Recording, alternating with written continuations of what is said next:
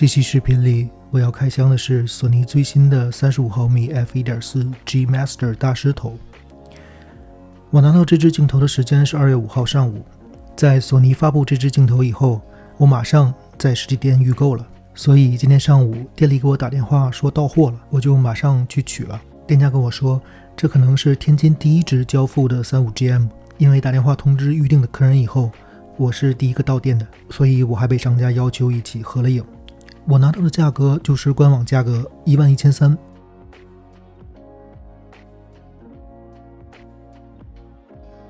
下面就是开箱视频。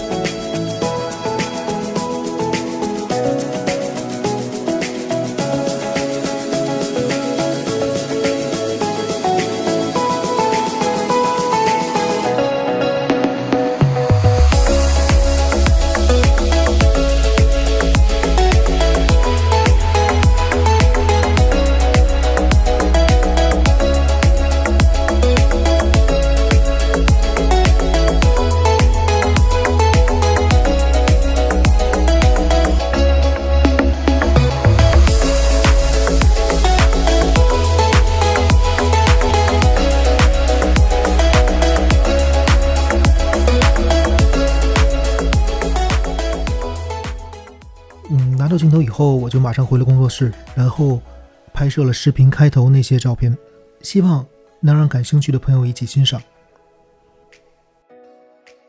开箱以后，我用 A724 35GM 光圈全开，在工作室附近随手拍了一些照片。后边这段视频是我把手机固定在相机上录的，拍的也比较仓促，大家随便看看，希望有一些参考价值。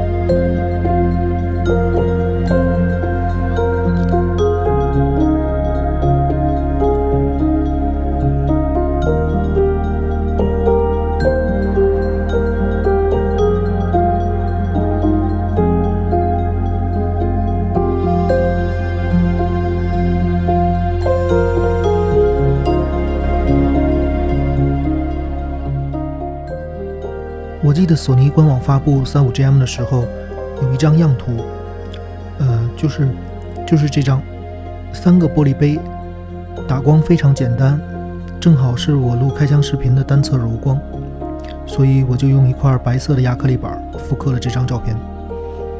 找不到一样的杯子，我就用了3个淡黄色的玻璃杯，得到的效果就是这样。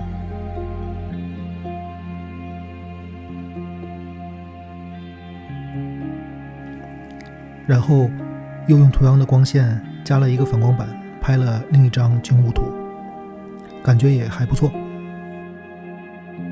这就是本期开箱视频，希望能对想买这支镜头的朋友有帮助。我是 Ian， 感谢大家观看。